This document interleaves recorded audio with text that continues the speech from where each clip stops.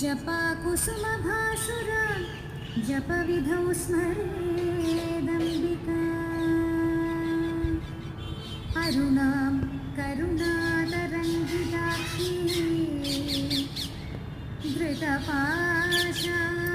అందరికీ వందనాలు. సాయంకాలపు సందళ్ళు.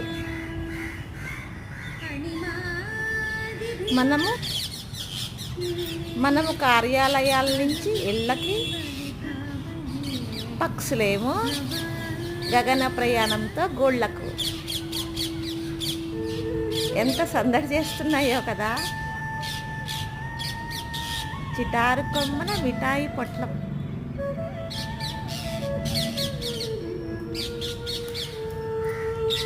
ఓ